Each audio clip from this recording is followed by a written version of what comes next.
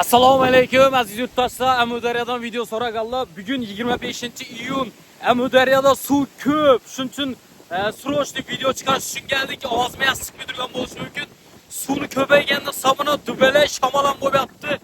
Mikrofonim yo'q. Hadi uzr so'rayman hozir. Xudo xolasa bir qator shamolni zukini ilib tashlaymiz. Jayxun shamollari muzikalari bilan Amudaryo videosini tomosha qilsangiz mumkin. Like bilan qo'llab-quvvatlanglar. Suv ko'payib ketdi do'stlar. Sog' bo'linglar. Amudaryo do'stlar, xudo xohlasa suv sig'mayapti yana. Shamol uchun uzr so'raymiz. Muzika qo'yib beraman shu yerga. Kepadi vaziyat ko'ringlar bu videoni. Amudaryodan sog'inglar.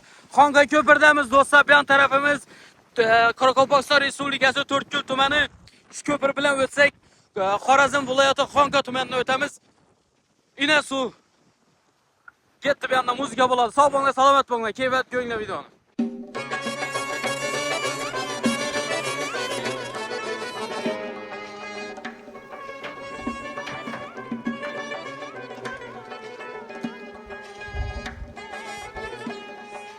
Hayda yürüsem sağın trener, hayda yürüsem sağın trener. Ana yurtum tamamları, ana yurtum tamamları. Hayalımda seher seher eser ceyhun şemalları.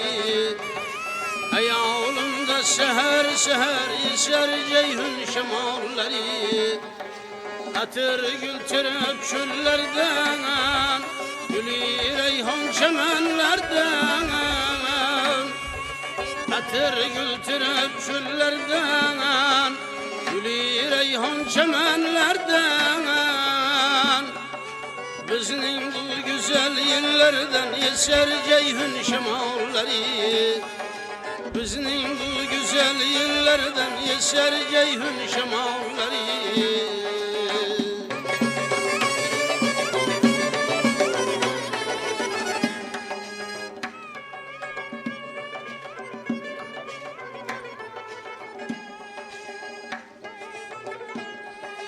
Özbekistan şanlı diyanar, bülbüller işkinde yanar.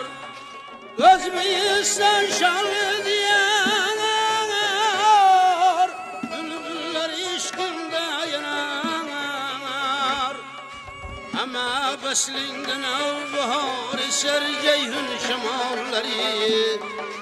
Ama beslinden avbahar eser ceyhun şemalları.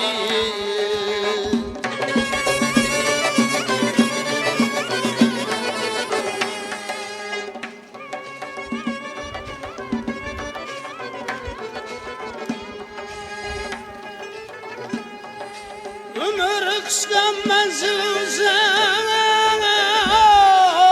yıllar bizden gider irak. Ömür kısa menzil uzak, yıllar bizden gider irak. Mengü koşuk kebi gülüp eser ceyhun şemalları. Mengü koşuk kebi gülüp eser ceyhun şemalları.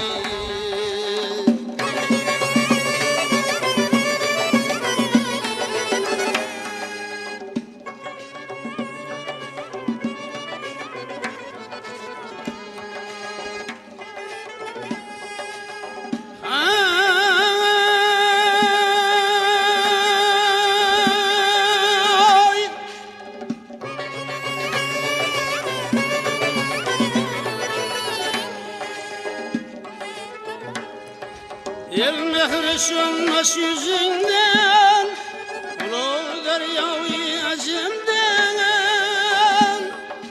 Ara kalbak Xorazm'den, eser ceyhun şemalları. İbrahim'dir il nebesi, ceyhun'un sırrı şerbesi. İbrahim'dir il nebesi, ceyhun'un sırrı şerbesi. Ömrümün bağlı sebası selam ceyhun şemalları. Ömrümün bağlı sabası salam ceyhun şemalleri Salam ceyhun şemalleri Salam ceyhun şemalleri